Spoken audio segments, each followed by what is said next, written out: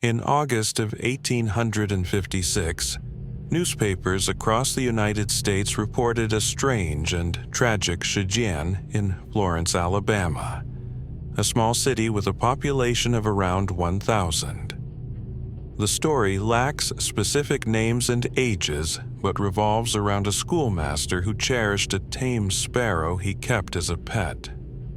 This man brought the bird to school daily, warning his students to handle it gently or risk punishment.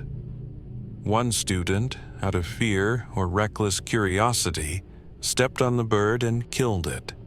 Whether accidentally or intentionally remains unclear.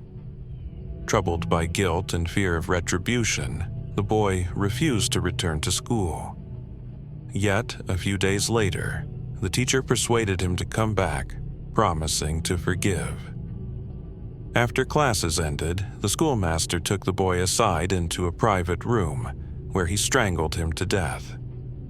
News spread to the boy's father, who tracked down the teacher and shot him dead in retaliation. The fate of the father following his act of vengeance was not documented.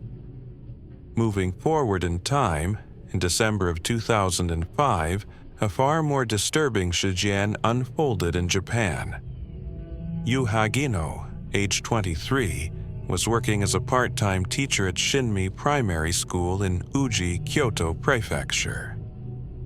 Earlier that year, in May, he encountered difficulties with one of his students, a 12-year-old girl named Shiano Horimoto, a 6th grader.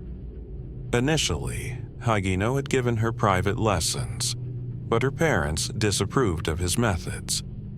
As a result, he was barred from tutoring her privately. Soon after, he received an anonymous complaint claiming he was difficult to understand, which Hagino suspected was made by Shiano's parents.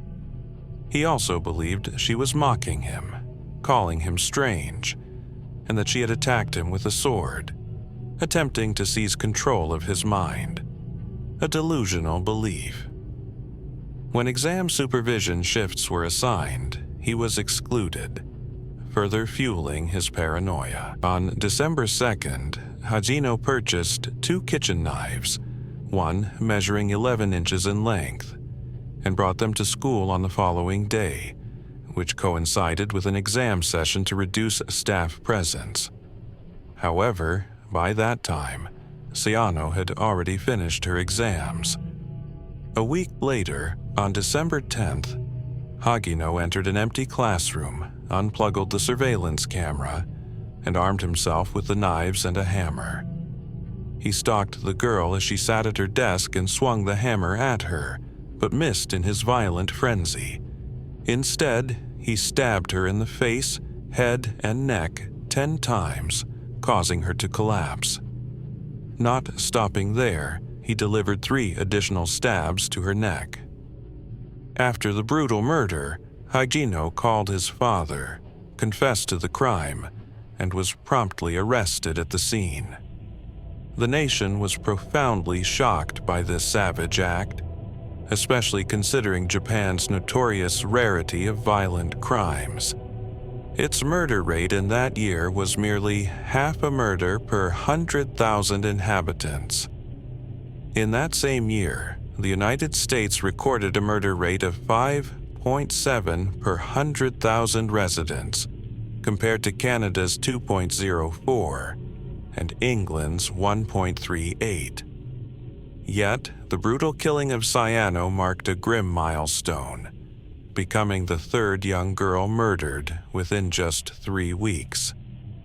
On November 22, 2005, 7-year-old Ari Kinoshota was abducted by 33-year-old Jose Emmanuel Torres as she made her way home from school in Hiroshima.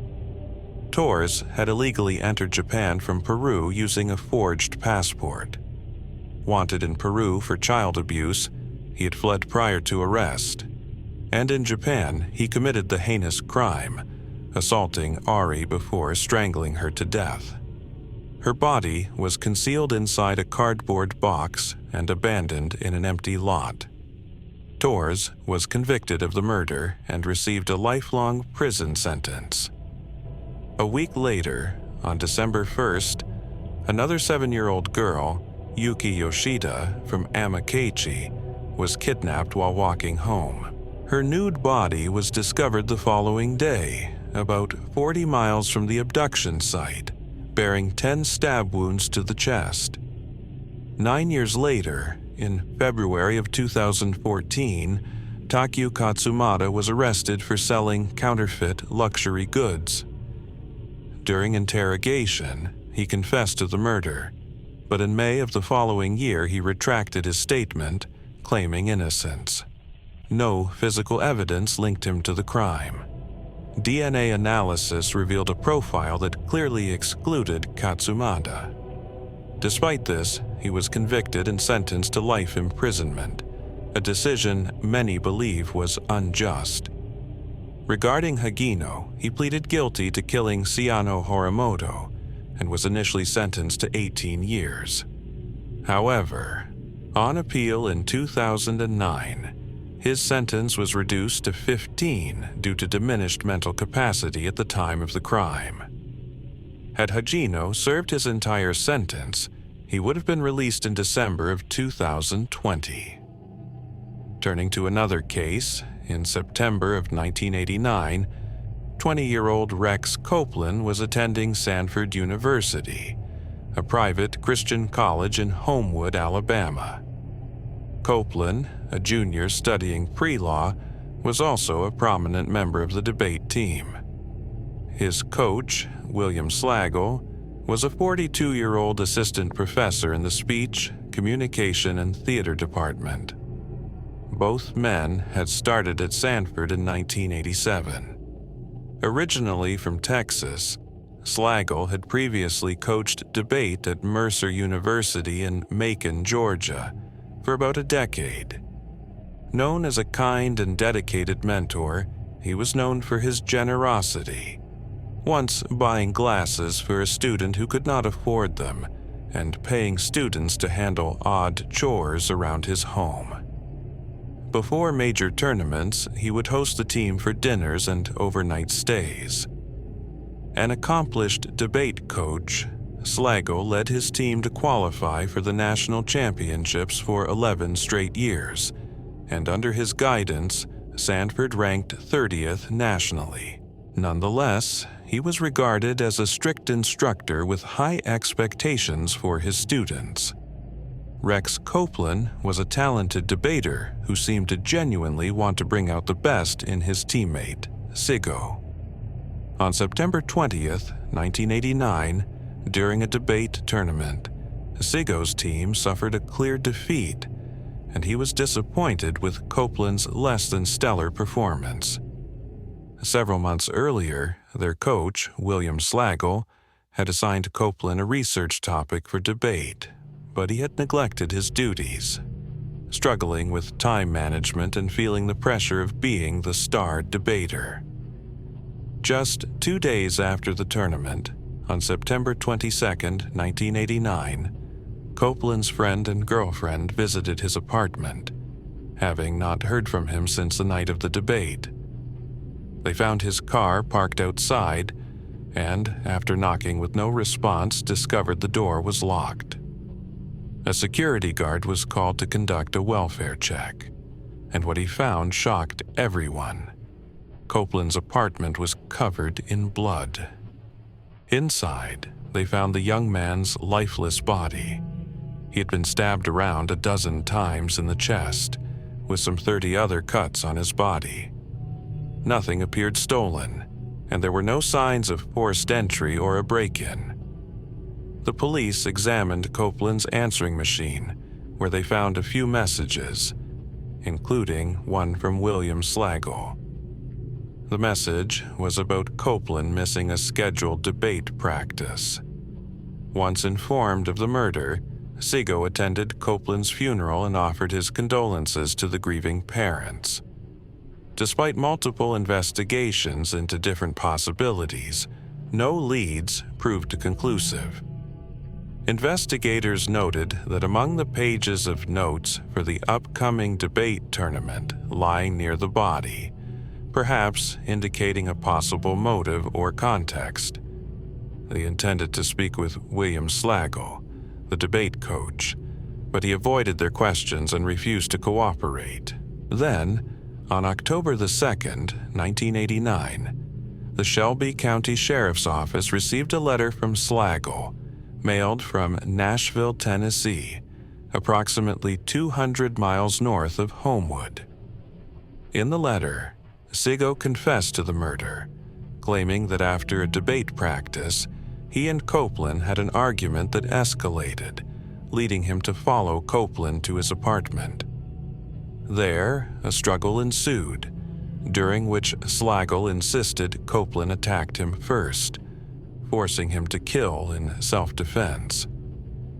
Several friends, family members, and debate team colleagues also received letters from Slagle, sent from Nashville.